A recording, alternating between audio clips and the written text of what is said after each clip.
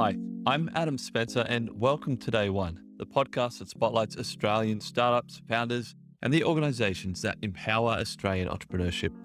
We go back to the beginning to tell the story of Australia's most inspiring founders and how they built their companies. You're listening to a special interview series as part of a documentary W2D1 is producing about the history of the Australian startup ecosystem. This episode was conducted by guest host Will Tjo. Hi everyone and welcome back to the Australian Startup Series interviews. Our guest today is Don Wright. Don, it's a pleasure to have you on the show today. Thank you. Yeah, thanks, Will. Great to be with you. To start us off, could you just briefly introduce yourself and what you're currently working on? Yeah, so I'm the Director of Innovation and Entrepreneurship at Western Sydney University. So we run an incubator program called Launchpad, and we offer a range of startup acceleration programs as well as entrepreneurship training, as well as a range of other sort of education and support services around startup out in the Western Sydney area. To start us off, I'd like to take us back right to the beginning. Don, would you say you've always been an entrepreneur? No, probably not, Will. To be honest, I worked in larger organisations in my early career. So I grew up working in big engineering companies, and I moved more across to the more entrepreneurship side when I started my own consulting business a little bit later on. So that came a little bit later for me. What drew you into the space? Look, I think when I started working with the university, I saw a lot of the opportunity in the Western Sydney region that was there. There's a lot of innovative activity that happens out in Western Sydney, but there really was a lack of support for startup and for entrepreneurship out in the western suburbs. But a lot of the people that would be in some of the hubs in central Sydney and the CBD would actually come from the West. So part of what I saw was I was working at that time in the university with the School of Business, and we wanted to create some sort of a hub to be able to support people who really wanted to pursue an entrepreneurial journey or a startup of their own in the Western Sydney region, and even to work with researchers who wanted to commercialise their technology to offer more support within the university. Yeah, and this was back in 2005 when you created the consultancy, was it? Yes, I think so, Will. That was around that time, yes. Maybe even a little bit earlier than that. Yeah. In 2003. You mentioned that back then there wasn't that support that could be seen in the Western Sydney region. Was it just pure barren, nothing at all? Could you describe the scene a little? Yeah, pretty much. I mean, it was the odd little bits of support here and there, and there certainly was a lot of support for small business. The typical 101 type small business support was out there. But anyone who really wanted to pursue that startup opportunity and to really look for that, in particular that tech startup type potential, there really wasn't any dedicated support. It really was a bit of a barren landscape, to be honest, out in the West at that time in terms of support. So we knew that there were people out in the West who were interested, and we knew those people would be travelling into the city. So it was really a case of getting that local support. And we knew if we could get that local support in place, we could really kick off a really vibrant ecosystem. And that was hence really the start of Launchpad. Yeah, forgive if this is an ignorant question, but it just popped up into my mind. If it was just a geographical limitation, in a sense that support was in the CBD area, what benefit does it bring to create another ecosystem? I think one way to look at it is that we're really creating scale for the whole greater Sydney ecosystem. And that's how I try to look at it. It is a different geographical area. We're only separated really by about 30 minutes max on the train out to Parramatta. So it's not too far away. But some of the further flung areas like Campbelltown, Penrith, Liverpool, there's a little bit more of a journey. And the reality is that not everyone will go to the city. It can be a good hour on the train at least, or in the car. The economics of it were that we were really ignoring a massive opportunity. And we knew if we got that local support in place out in the Western Sydney region, because there's so much investment and so much activity and so much vibrancy out in the West. Yeah, so we knew there was so much opportunity out in Western Sydney, and we knew what was to come. We're building an airport and an aerotropolis in Western Sydney. We have the Westmead precinct. We have the Liverpool Health and Education precinct, precincts all over the West. And we know with so much investment going in, so much activity and so much vibrancy, that was making Western Sydney a really obvious place to support startup activity, because it becomes a canvas for these businesses to go in and capture ideas or develop ideas and generate new customers and create opportunities. So I think it was a natural choice to really extend that greater Sydney ecosystem out to the west, and capture that economic development opportunity. I hear you. The opportunity was there, and it was just about making it as accessible and easy as possible for people in the region to get involved, really. Yeah, and it's not just about accessibility, it's symbolic as well. People need a signal that the old saying, you can only be it if you can see it. For a lot of kids out in Western Sydney, young people growing up, there are so many great role models now of people out in the West who are doing really fantastic things in the startup space. So we knew that it wasn't just about geographical access. And we talk about doing things a little bit different out in the West as well. The west of Sydney, it's a very, it comes from a history of social disadvantage, but that doesn't define Western Sydney. And increasingly that's been addressed, not everywhere, but largely. So it was about Western Sydney carving out its own culture, if you like, its own innovation culture. And there has historically been a lot of innovation out in Western Sydney through the big industrial history we have. We talk about doing things real out in the West. There hasn't always been the resources and the luxury of being able to approach things from a point of view where you can necessarily fail, even though we, of course, encourage people to accept risk and the option of failure. But I think the ecosystem is a bit differently defined, and everyone who comes out and experiences that tends to seem to walk away with that impression as well. We have this little saying, we deal in real, and we like to be really at the coalface of really making things happen. Yeah, absolutely. Could you tell me more about that distinct innovation identity compared to the city ecosystem and the Western Sydney ecosystem?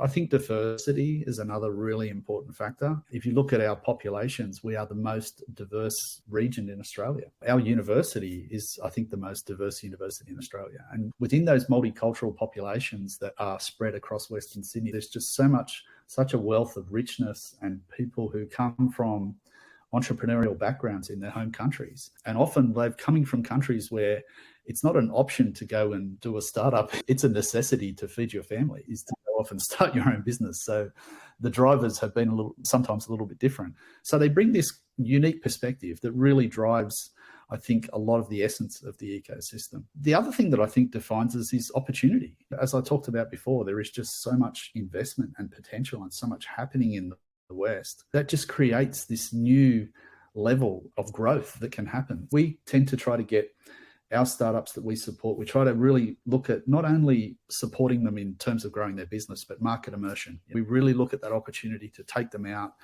and look at what's happening out at the new airport, what's happening out of Campbelltown or Penrith or Liverpool or Blacktown, where there's new hospitals being built and there's new roads and there's metros and there's all sorts of investment taking place in terms of regenerating CBDs, urban transformation taking place, housing estates, industrial estates.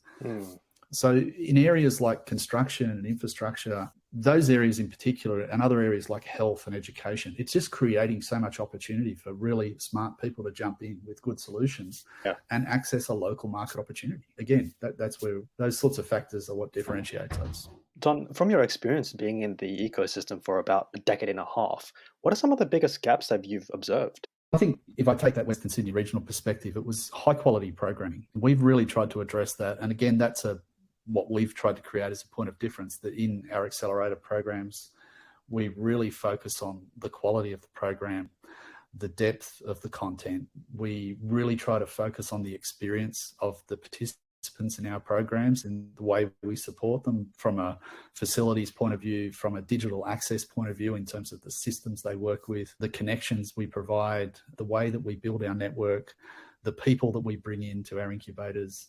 We really try to bring an experience. We really try to take that experience focus towards engaging people. And we have a belief that really building key skills is really important. So we really do focus on, we do a lot of entrepreneurial training at the university. We have an ambition to drive entrepreneurial training across as many of our students as possible. We have over 50,000 students. It will take us a long time to get those numbers right up.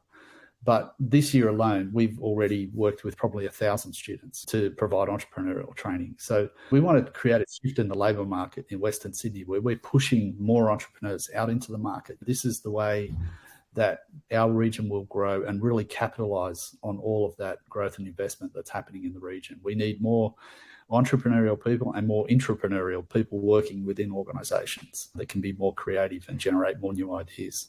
Yeah. And how about on the other end of the spectrum? What could the Western Sydney ecosystem still be doing better or improvement opportunities? Look, I think access to funding is one, certainly making good progress, but I think still, that is an issue that I would like to see more investors getting out to Western Sydney and seeing what's out there, what the potential is. So we're doing a lot of work in that space. I think Launchpad has been the only game in town, really, in Western Sydney. That will change soon, which is great news. We've got the Western Sydney Startup Hub, so an extension of the Sydney Startup Hub being opened in Parramatta this year. So that's going to build more capacity, and that's what we need. We need more startup capacity in the system, more startup support capacity in the system. And we're seeing other universities coming into the space as well, which is great. And we really welcome that. And we have really key partnerships in our Parramatta Launchpad Centre. In that building, we partner with UNSW, and I have a really good connection with the founders program at UNSW. I have a great connection with UTS startups, Murray Herbst down there, David Burt at UNSW, also Macquarie University. We're well connected with them. So I think Western Sydney, it's about capacity in Western Sydney, but also linkages back into Central Sydney CBD ecosystem as well. It's really important. One of the things that we haven't really gotten a consensus with the guests that we've interviewed is this idea of competition between ecosystems. I'd love to get your view on this. Do you think that we should have a distinct sort of national identity instead of having these little pockets of ecosystems that sort of vie for scarce resources, that we should have a coordinated effort when it comes to innovation? I think definitely. I really hate the whole competition thing, really, because I think our competition is really global. So I really try to not have that mindset. And I think a lot of the people I work with are the same. But I would probably draw it back to Sydney. I think Sydney, New South Wales, I think we have a particular opportunity to present a common front, if you like. And if you just take Sydney and just bringing what's happening in the West into, as I say, I like to talk about the greater Sydney ecosystem. And I think there's great things happening in northern Sydney as well. When you look a little down in southern Sydney, I think there's so much potential there for us to be looking more globally and saying, right, how do we build more capacity into our system? Let's forget about, to be honest, worrying about incubators bumping up against each other too much. Just try to work together, and it's about building volume in our system. We need more people, we need more pipeline, we need more good entrepreneurs, more good startups in the system, and try to work together with everybody. I don't see competition as local. I see our competition as global.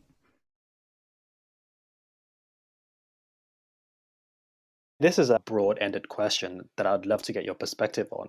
And it ties back to diversity. Some of the guests that we've interviewed for this series have pointed out that a particular challenge that we face within the startup ecosystem is just its lack of diversity, whether that means cultural or gender, that, for example, funding seems to be directed towards typically white Caucasian males. Do you see this as a challenge, if at all, or do you see it as potentially something that could be improved or is already improving? I think it's improving. I think it is a challenge, but it's improving. And I know a lot of people in the ecosystem are working hard towards that. We, in our latest accelerator cohort, we just started this week, we've got nearly 50% female founders, or at least one female founder in the team. And that's been a little bit up and down, but in our last, I think, 3 cohorts, we would probably average around 40 to 45% female founders, which is quite good. So I think it's something that you can't take your eye off, is the other thing. We can't have one good cohort and then think, great, we've nailed it, because I have seen it move around a little bit in the numbers. So I think we've got to stay consistent on getting more females supported in the system. I think in Western Sydney, we probably have a little bit of an advantage there, just based on the diversity we bring from a cultural perspective. But we definitely, at our university, we have a major commitment to equity, and I think that comes through what happens in Launchpad as well. But I would agree, we all have to stay very focused on it, because we just know that the results are so much better when we get that diverse mix of gender and culture and background and discipline into teams. I'm a massive fan of pushing diversity and equity across as far as we can into the ecosystem. Yeah, absolutely. Do you have any unpopular opinions, Don? Unpopular. I've upset the state government a few times in just trying to ensure that we get a fair crack out in the West. And I think we have to have noisy advocates that can be a little bit antagonistic. But look, I think that there's no issues there. I think it's all good. And we have had quite a bit of advocacy to try to get the Western Sydney Startup Hub happening in Parramatta. And it's great that it's happened. We're really happy that the government has responded and they've seen the opportunity. Yeah, look, I suppose my only other, what I've observed over the years is that the attitude towards risk doesn't need to be taken in a cavalier approach, and I think it gets lost in translation sometimes, I think, with founders who are probably being pushed more towards risk, sometimes, in areas where they really shouldn't be. So I think that's something I think we've tried to do a better job of, is really managing the way that people approach risk. And I think this comes back to our Western Sydney, where we might be working with people who have a little bit less opportunity or in terms of resources and backups financially. So their appetite for risk and their ability to absorb failure, we try to look at things a little bit differently in terms of the way we approach that risk-return ratio and the way that we prepare people so that they can better approach the way that they trying to manage risk. Yeah. I love what you mentioned just then. The wording that you used was a cavalier approach to risk. Can you tell me more about what you mean by this? Are you advocating for taking on more risk?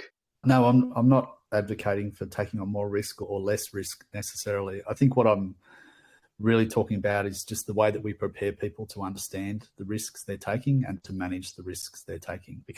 And I think this is born out of some personal experience working with founders over the years from our region who've had really limited capacity and really potential high impact for them in their personal circumstances financially or with their families in terms of the success of their particular venture that they're pursuing. So yeah, I'm not advocating around less or more risk. I'm just saying that it's been my personal experience that we really need to think hard and really work hard to provide the best possible skilling for people to be able to understand and manage risk. It's sort of like a tailored approach, I suppose, just understanding the whole context with which someone decides to create a company, looking into their financials, the capacity for risk, so that, for lack of a better term, they don't overtake risk, is what I'm hearing you say. Yeah, and look, it's hard to generalize because every situation is different, and I think it needs to be treated that way and managed that way as a mentor or as an advisor. But yeah, I just think it's an area that I've seen over the years that the notion of, I suppose, sometimes I feel like it's a bit of theatre around the way that we try to drive people towards failing fast and taking on these levels of risk that they don't particularly understand. So that's really all I'm talking about. As I say, for me, it's just about preparing people so that they understand what they're in for and up against. Yeah, that's a fair point. So over the last 15 years, has the growth in the Western Sydney ecosystem been what you expected, exceeded, or not as much as what you were hoping to see?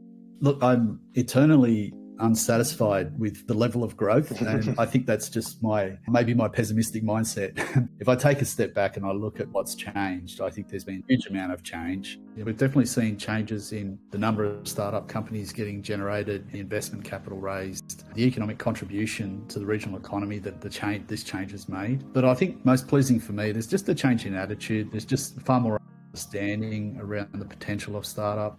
There's far more people coming out of university or coming out of TAFE or school and thinking about a side hustle or thinking about what their next startup opportunity is. So it's a big change in attitude in the West as well. But I think what's changed over the last 10 years and what's to come in the next 10 is just going to be amazing. The next 10 years in Western Sydney are going to be truly transformative with what's happening out there at the moment. Yeah, that's amazing. So last question, Don. As you know, what we're trying to do with this series is to reach all corners of the ecosystem and tell the startup story. We're aiming to reach politicians, academics, founders, and investors. Is there anything that we haven't talked about today that is constantly on your mind that they need to hear? That's a good question. Look, I think just probably the focus on collaboration. We just know that, particularly from the research commercialization point of view, the great research that takes place in our university, it's so highly ranked globally. But we definitely still don't capitalise on that commercialisation opportunity as much as we should.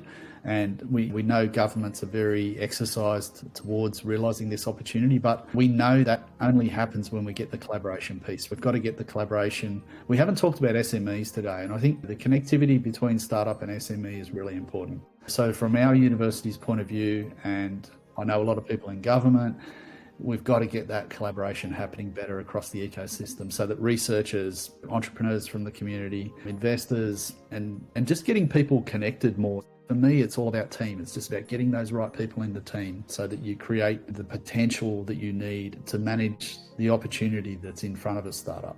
So I think much more focus on connectivity and collaboration and pushing potential co-founders together as well, I think is a couple of areas we could really focus on.